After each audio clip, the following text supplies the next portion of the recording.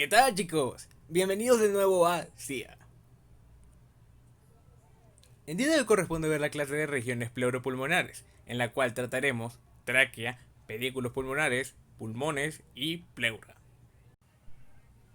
Partamos desde la tráquea. Este es un conducto que sigue a la laringe. La laringe es el sitio donde se encuentran las cuerdas vocales.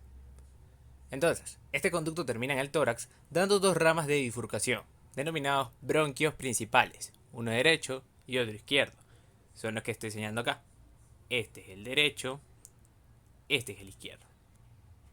La tráquea se extiende desde el borde inferior de la laringe, el borde superior del manubrio external a la altura de T2 y termina en T4.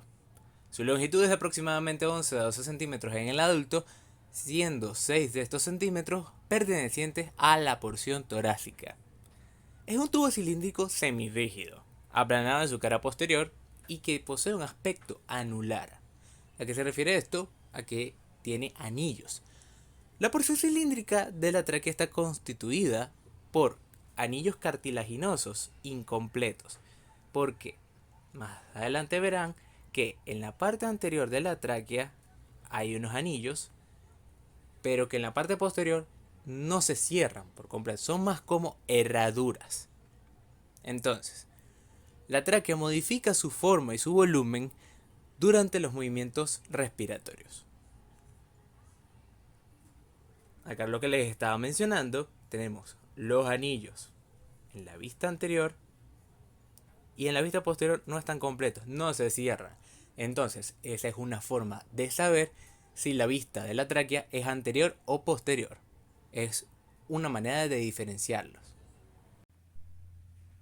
La tráquea torácica cuenta con unos medios de fijación. Estos son su continuidad con la tráquea cervical y la laringe. Además de eso, también posee una adherencia al esófago y al callado aórtico. En el caso de la tráquea y el esófago, estas estructuras cuentan con una relación bastante íntima, ya que están una adelante de la otra. Es decir, la tráquea está en una posición anterior y el esófago está en una posición posterior. Comparten un trayecto similar en una porción cervical y en el tórax. Pero cuando la tráquea se bifurca, el esófago sigue su trayecto hacia abajo, atraviesa el diafragma, llega a la cavidad abdominal y termina cuando se une al estómago. La tráquea también cuenta con unas relaciones. Su cara anterior se relaciona con la bifurcación de la arteria pulmonar, la cual da origen a la arteria pulmonar derecha y a la arteria pulmonar izquierda.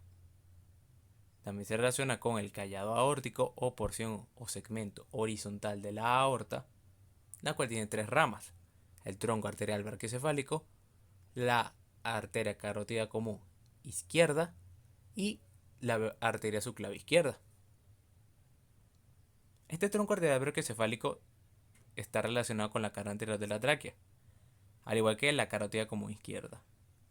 Otra de las estructuras que se relacionan con esta cara anterior de la tráquea es la vena brachiocefálica izquierda. Es esta que está acá. También conocida como vena innominada, vena anónima o tronco venoso brachiocefálico. Otra de las estructuras que podemos mencionar es la vena cava superior y el timo o sus vestigios.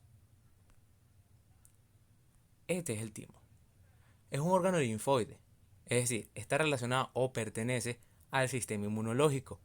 Se encarga de ser el sitio de maduración de las células T o linfocitos T, las cuales llevan a cabo las acciones de la inmunidad secundaria o adaptativa. Este órgano se atrofia aproximadamente a los 10 años de edad y se convierte en grasa. Pierde su funcionalidad por completo. Es decir, el timo es importante en los niños. La cara posterior de la tráquea se relaciona únicamente con la cara anterior del esófago. Las caras laterales.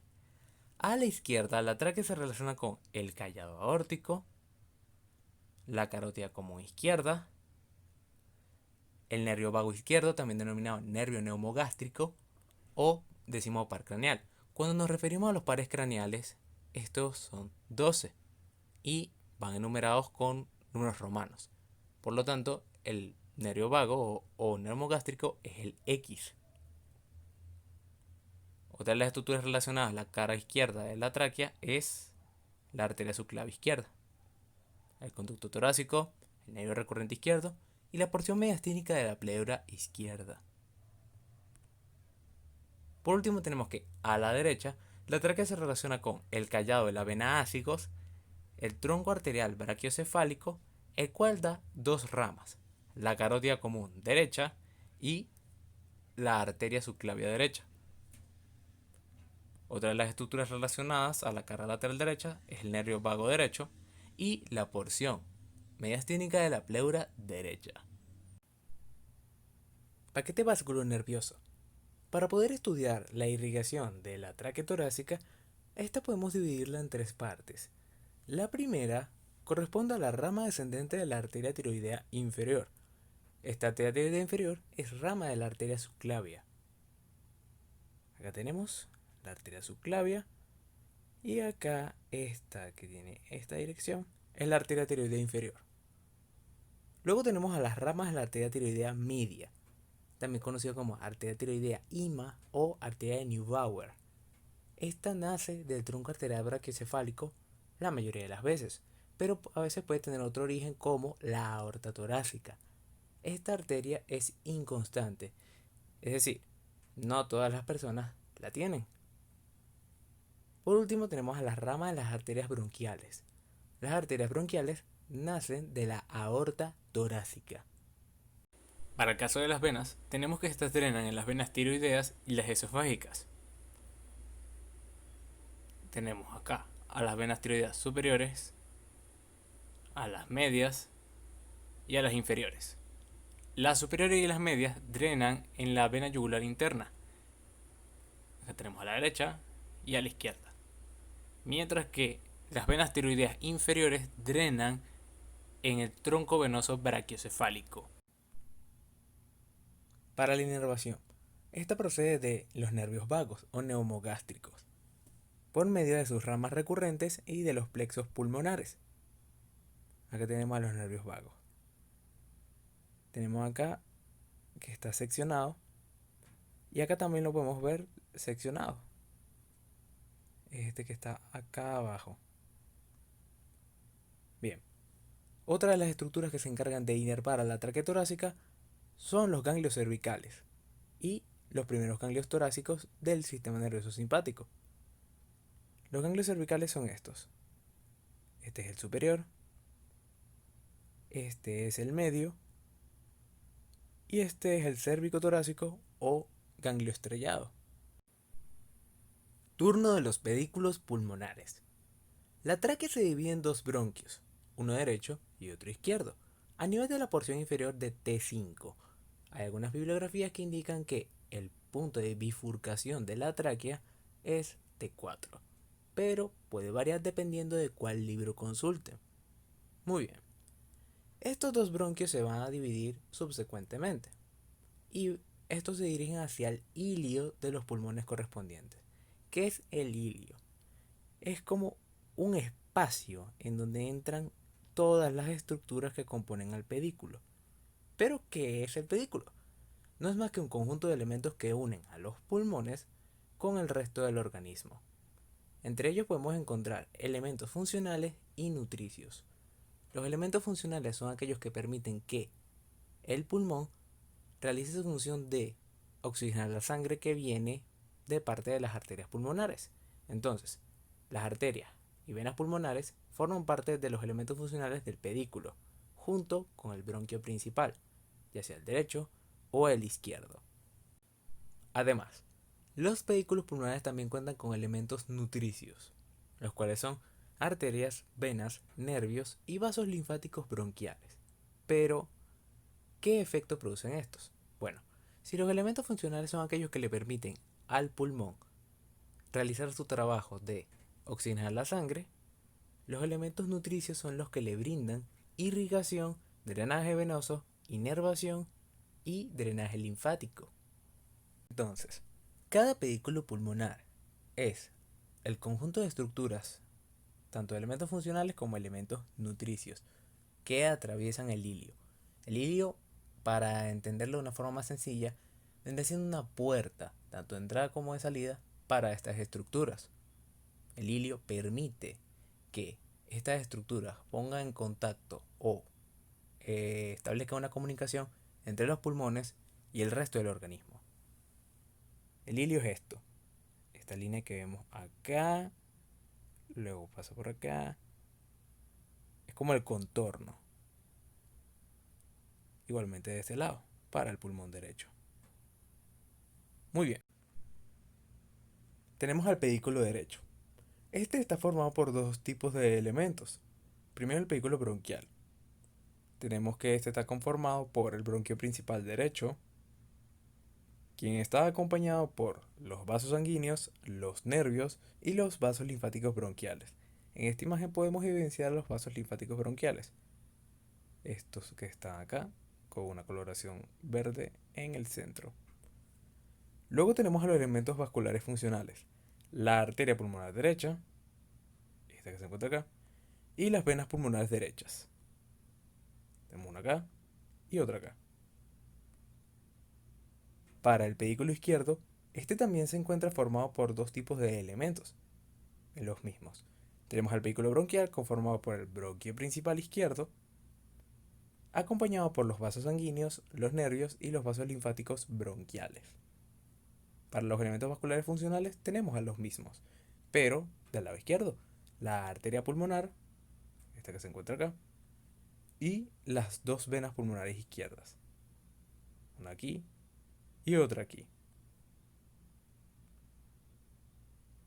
Turno de la segmentación bronquial. Cuando los bronquios entran en los pulmones, estos se ramifican y se dividen. A todo esto en conjunto se le conoce como segmentación bronquial. Para el caso del bronquio principal derecho, cuando está a nivel del ilio, se ramifican los diversos elementos del mismo para distribuirse por los territorios pulmonares. En la anterior diapositiva les había dejado un esquema de cómo se da la segmentación bronquial del bronquio derecho, pero vamos a colocarlo con la imagen para que se vea de una forma más sencilla. Acá tenemos a la tráquea.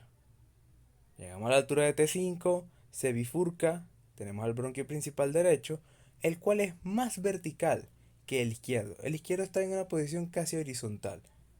Esto es bastante importante, porque cuando una persona es intubada, ese tubo que se introduce hasta la tráquea, si es muy largo, puede llegar incluso a irse directamente hacia el bronquio derecho, ya que este está en una posición más vertical.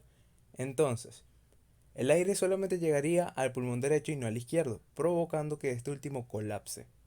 Bien, entonces, el bronquio principal derecho da origen al bronquio lobular superior, que es este que está acá. Luego, en su trayecto, el bronquio principal derecho se convierte en bronquio intermedio. El bronquio intermedio da origen al bronquio lobular medio, que es este que está acá. Por último, el bronquio intermedio se convierte en bronquio lobular inferior. Entonces, tenemos que, a fin de cuentas, va a haber un bronquio lobular por cada lóbulo del pulmón. En resumen, tenemos que los dos pulmones se dividen en lóbulos. El derecho en 3 y el izquierdo en 2. Para cada lóbulo va a haber un bronquio lobular, pero eso lo veremos con más detalle más adelante. Muy bien. Entonces, el bronquio lobular superior da origen a 3 bronquios más pequeños. Comencemos por este de color rojo, el cual se denomina bronquio apical. El de color verde, bronquio posterior, y el de color azul, bronquio anterior. Para el caso del bronquio lobular medio, este da origen a 2 bronquios más pequeños. Este que es como de un color dorado, siendo el bronquio lateral. Y este de un color como entre naranja y marrón, vendría siendo el bronquio medial. Para el caso del bronquio lobular inferior, este da origen a 5 bronquios más pequeños. Este que tenemos de color morado se denomina bronquio superior. Este este de color verde, basal medial, el amarillo, basal anterior, este marrón, basal lateral, y este naranja más oscuro, basal posterior. Y esos son todos los bronquios que se originan a partir de la segmentación bronquial del bronquio principal derecho. Turno de la segmentación bronquial izquierda. Este es el bronquio principal izquierdo, el cual da origen a dos bronquios lobulares, el superior y el inferior. El superior da origen a dos bronquios, el bronquio de la división superior y el bronquio lingular. El bronquio de la división superior da origen a dos bronquios más, el de color rojo, el ápico posterior, y el de color azul, el anterior. Mientras que el bronquio lingular da origen a dos. Este de color dorado es el bronquio lingular superior y este es el bronquio lingular inferior. Ahora, en el caso de el bronquio lobular inferior, tenemos que este da origen a cuatro bronquios. El superior, de color morado. Tenemos acá este de color naranja, que sería el basal posterior o posterobasal. Tenemos este de color marrón, el basal lateral o laterobasal. Y este color amarillo sería el basal anteromedial. Pasemos a hablar acerca de los pulmones.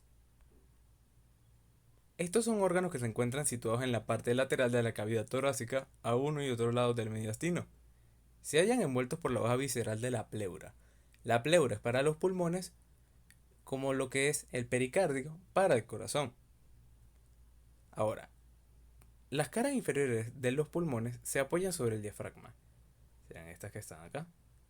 Las caras externas se apoyan sobre el plano costal e intercostal y las caras internas sobre el mediastino. El vértice, es decir, la parte más superior, rebasa por arriba la abertura superior del tórax. Estos órganos están destinados a asegurar la hematosis. ¿Qué significa esto?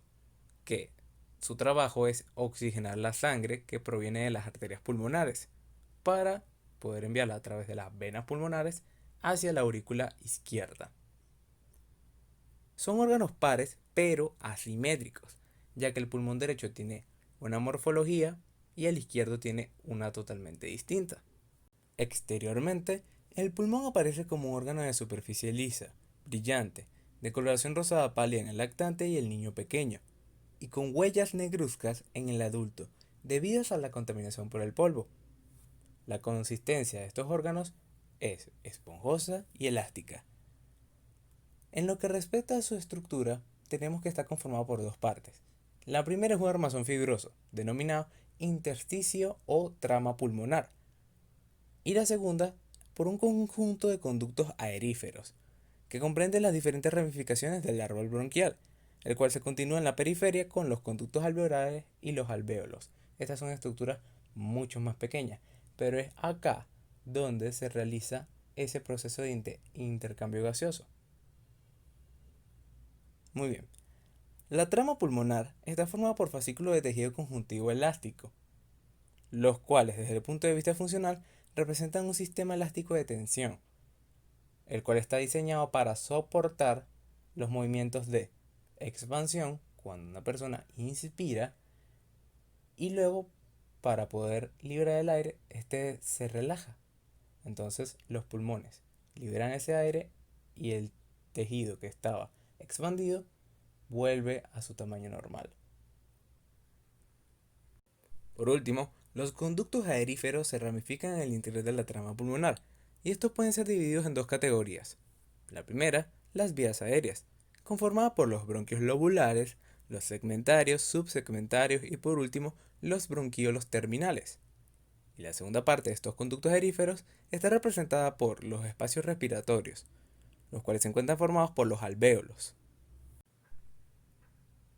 Para poder realizar un estudio más completo acerca de los pulmones, conviene realizar una división de estos en lóbulos y posteriormente dividir estos lóbulos en segmentos. Aunque no me voy a detener con esta última división, me voy a centrar en los lóbulos. Tenemos al pulmón derecho y al izquierdo. El derecho es más grande que el izquierdo. porque este último tiene que dejar un espacio en la cavidad torácica para el corazón. Recordemos que el corazón tiene su orientación de arriba hacia abajo, de atrás hacia adelante y de derecha a izquierda. Entonces, la división de estos es distinta.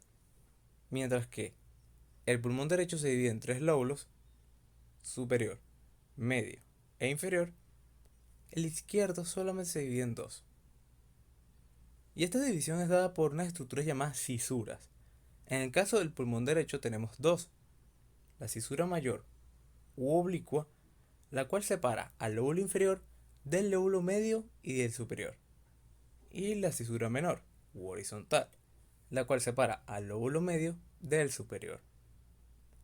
Para el caso del pulmón izquierdo tenemos una sola cisura, la mayor u oblicua, la cual separa al lóbulo superior del lóbulo inferior. Ahora hablemos un poco más acerca del pulmón derecho. Este posee forma de semicono irregular. Presenta los tres lóbulos que ya les mencioné, superior, medio e inferior, y posee tres caras: externa, interna e inferior.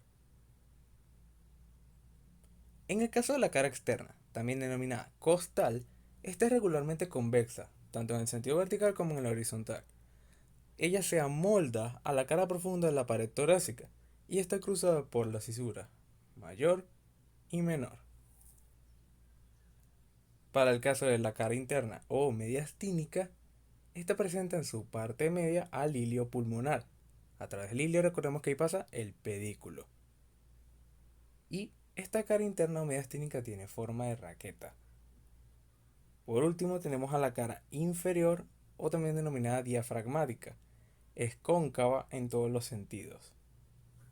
Por último, tenemos que el vértice del pulmón, o ápice, se encuentra situado hacia afuera del tórax, ya que este rebasa la abertura superior del mismo. Con el pulmón izquierdo, pues tenemos que este es más pequeño que el pulmón derecho.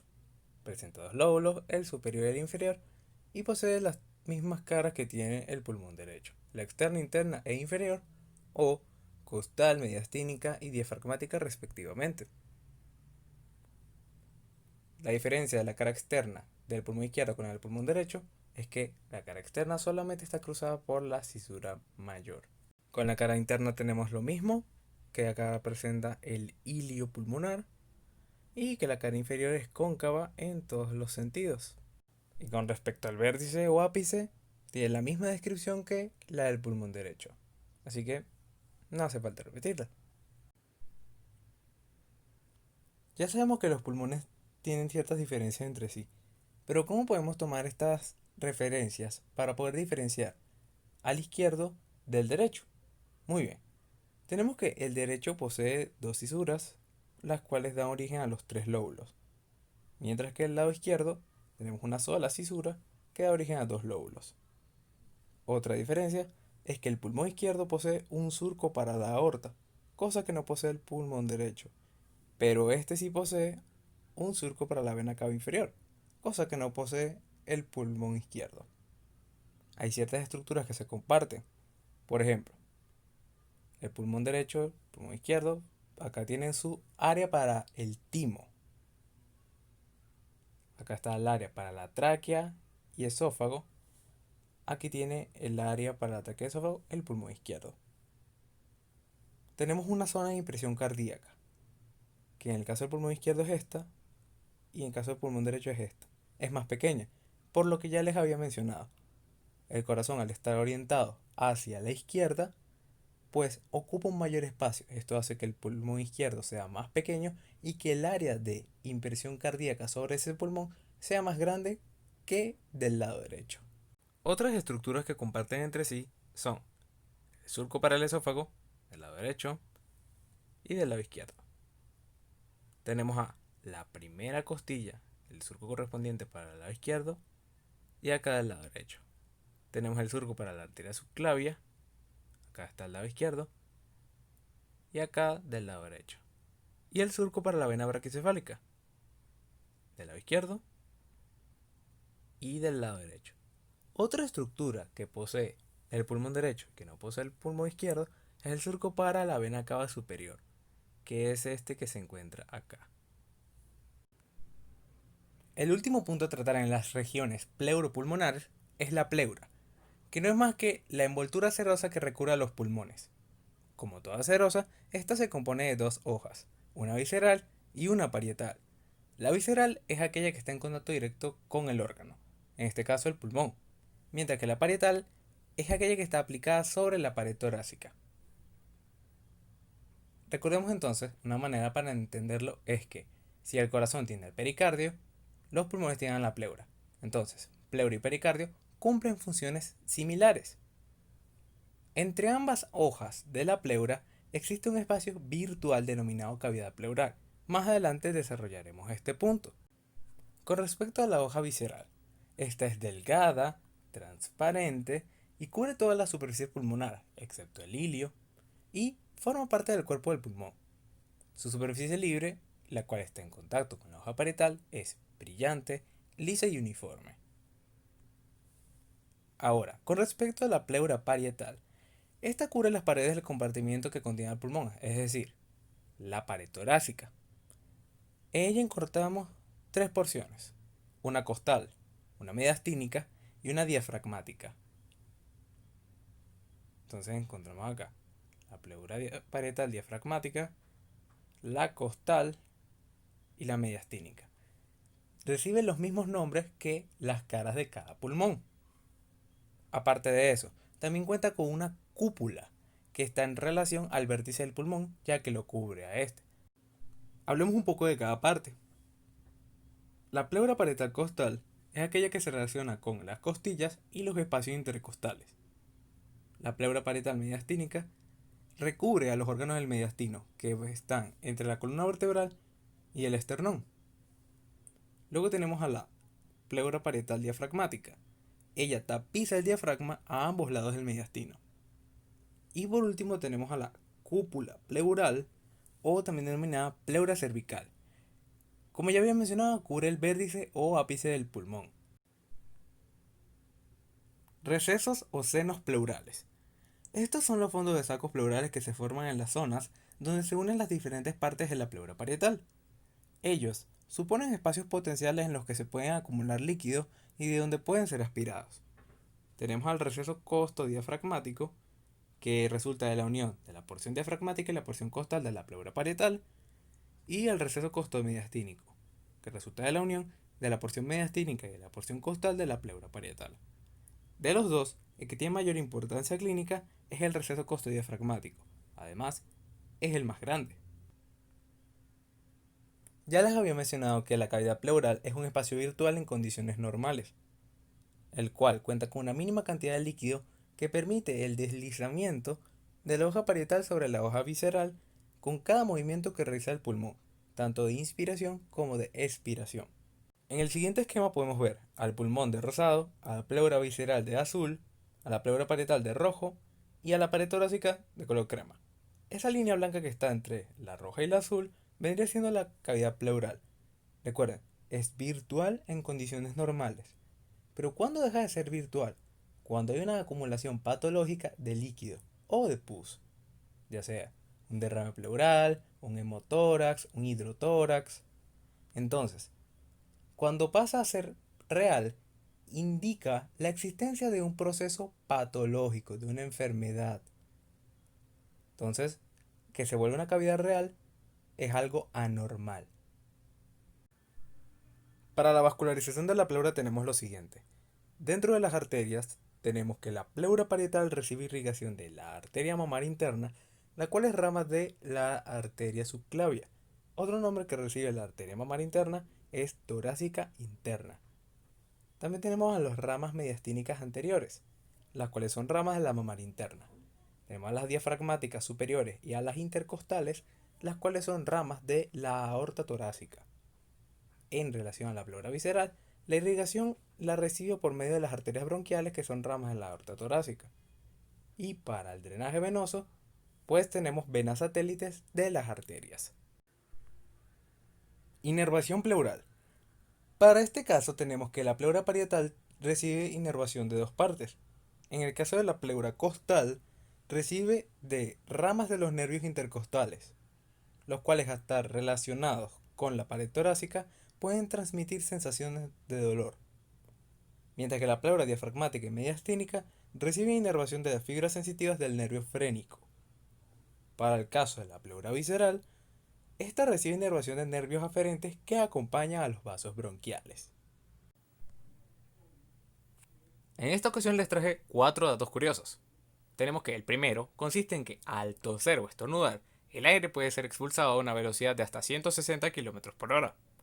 El segundo, respiramos entre 5 y 6 litros de aire por minuto, siendo nuestra frecuencia respiratoria normal, para un adulto, entre 12 y 20. A diferencia de muchos mamíferos, los caballos solamente pueden respirar por la nariz. Esto se debe a que su faringe está bloqueada o cubierta por su paladar blando, excepto cuando tragan comida o beben agua. Lo que conocemos comúnmente como garganta es la faringe, es decir, la faringe es el nombre técnico, pero como un dato curioso extra, en el cuerpo sí tenemos una parte denominada garganta que se utiliza como nombre técnico y se refiere a la articulación del tobillo. La articulación del tobillo también es denominada garganta del pie. Y, como cuarto dato curioso, sin el consumo de tabaco, el cáncer de pulmón sería una enfermedad de aparición muy poco frecuente, lo cual establece que este es un factor bastante predisponente en el desarrollo y origen de esta enfermedad. Muy bien, chicos, para terminar la clase, les dejaré la siguiente frase. El propósito cruza disciplinas. El propósito es un elemento esencial para ti. Es la razón por la que estás en el planeta, en este momento particular de la historia. No importa el rumbo profesional que elijan. Recuerden, las dificultades que encuentren en el camino solo están destinadas a moldear su propósito. Ahora es su momento. La luz de nuevas realizaciones brilla sobre ustedes hoy. Al comenzar sus caminos, sigan adelante con orgullo y con un propósito. Dicho por Chadwick Aaron Boseman, actor que nació en el año 1976 y que partió de este mundo a finales del mes pasado. Mundialmente reconocido por su rol de Black Panther en el universo de Marvel, pero también fue conocido por interpretar a Jackie Robinson, el primer beisbolista afroamericano que llegó a jugar en las grandes ligas. Sin duda fue una gran persona. Y es que, más allá de interpretar a un personaje como lo era T'Challa, el rey de Wakanda, un héroe, un ejemplo a seguir, impactó mucho más allá que eso.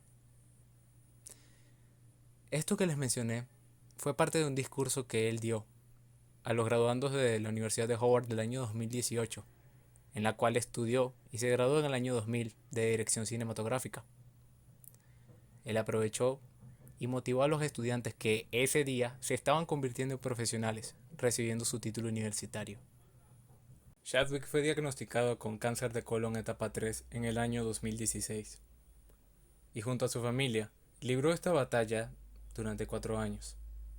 Lastimosamente perdió, pero nunca perdió la fe de que podría salir adelante, de que podía curarse y seguir viviendo muchos años más.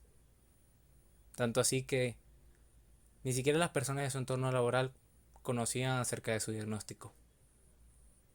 No quería que otros sufrieran. Y siempre se mantuvo firme, profesional y siendo una fuente de luz para otros.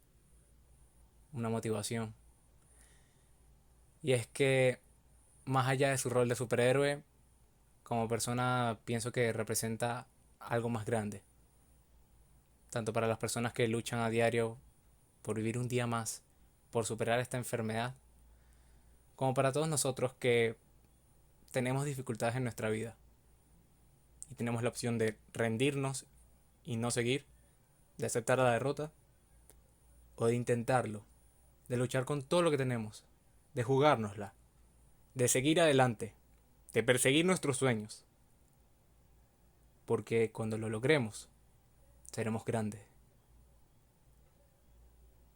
Miraremos hacia atrás y diremos: pasé por mucho, pero por fin lo logré. Y si pude con esto, puedo con lo que sea. Y eso es lo que diferencia a una persona ordinaria de una extraordinaria.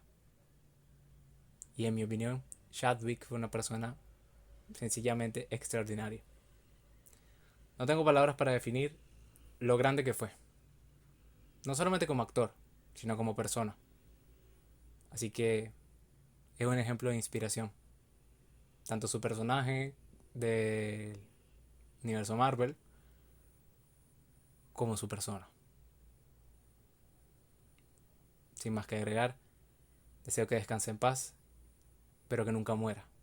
Larga vida al rey, porque aquellas personas que mueren son aquellas que son olvidadas.